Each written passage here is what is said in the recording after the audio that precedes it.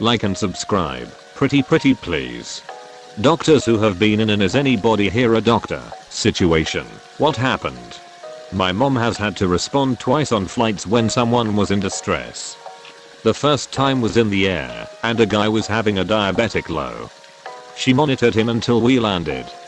The second time was sitting on the tarmac when a guy had a stroke. They delayed the flight and took the dude off the plane.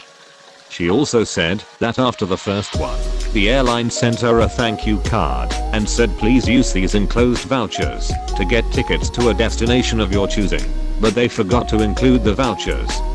She said she thought it would be rude to write back and say hey you forgot the vouchers. My friend has had it happen twice to him.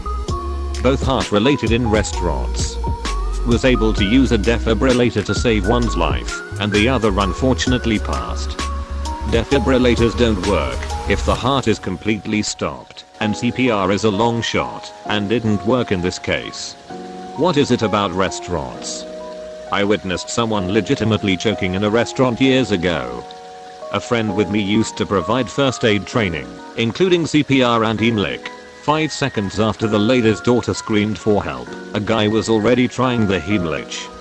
My friend was by his side and talking him through it, since he wasn't trained, just a good Samaritan. It seemed like it took forever for EMS to arrive. They took the choking lady out to the ambulance and stayed in the parking lot for several minutes. I took this to be a bad sign. Was told later the food was far enough down that it had to be surgically removed. The lady didn't survive. I think about it now and then. Hope your friend is doing okay. My wife is a doctor.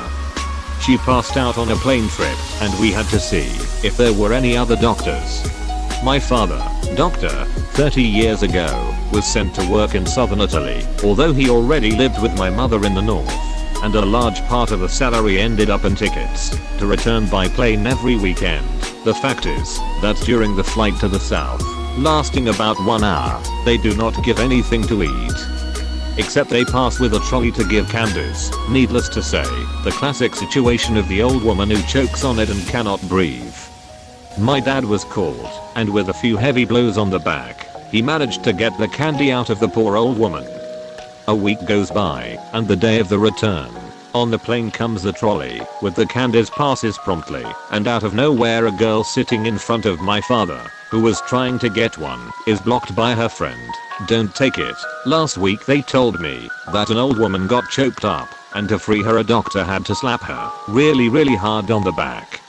While we were on our descent, somebody lurched over in their chair and became unresponsive, tachycardic, and diaphoretic.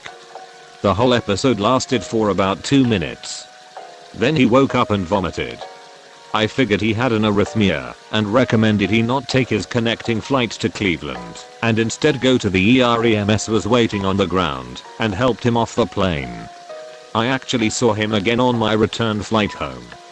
He told me he was diagnosed with an arrhythmia and made an appointment to see a cardiologist in our hometown. I'm currently a first-year resident internal medicine in Sweden. This happened last year, about a year after I graduated, so I was still relatively fresh out of med school. I was flying home from my vacation from the Mediterranean, or 3-hour flight, when they announced on the speaker system that they were looking for a healthcare professional. Stood up when they called out a second time, maybe 15 seconds later. It was me, and a bit older nurse who went up to the front rows, where a middle-aged male was awake but unresponsive. As I didn't really have a lot of experience, and was somewhat panicking, kept the panic internally to myself. It's scary being alone. I fell back to ATLS and eventually noticed that I had a D problem, decreased strength in one of his arms and one-sided facial droop that was quite mild. Long story short, I suspected a stroke, but couldn't really do a whole lot. We were 30 minutes away from landing at the time of the initial call.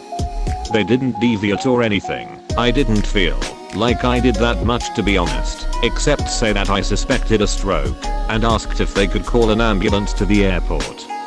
The airplane seemed to land a bit faster than it usually does, and as we went off the runway, there was an ambulance waiting off the taxiway. When the ambulance staff boarded the plane, I gave a short report and that's basically it. I got a thank you from the relatives and the stewardesses. They asked me to write down my name and email, but I haven't heard anything since. I used to work as a flight attendant, and thank you for making yourself known. It's always a support, no matter how little you feel you've done. We just get the basic training, depending on the airline a little more or less, so it was always a godsend to me. Even when nothing happened, I always appreciated when doctors made themselves known during boarding. Our airline even has a doctor on board program where you enroll, show up on the passenger list, and earn some miles. And eternal gratitude from the flight attendants, haha. As for stroke, my basic training taught me that there's not really much you can do on board except for a diversion/immediate landing. Since you were that close to the next airport, there was indeed not much you could do, but I'm sure the crew appreciated you being there. Thank you again for what you do.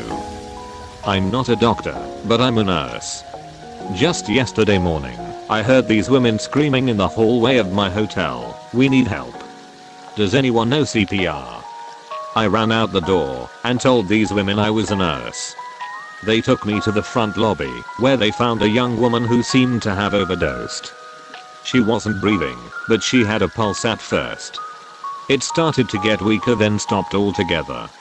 I had to do 4 rounds of CPR before I felt a pulse again, and it was right as the EMTs were walking in. I work in nursing homes, and most people are DNRs. I've never had to do CPR on anybody.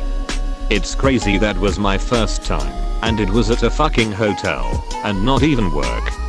Then you just so happened to ask this question? Lol. Thanks for watching, like and subscribe.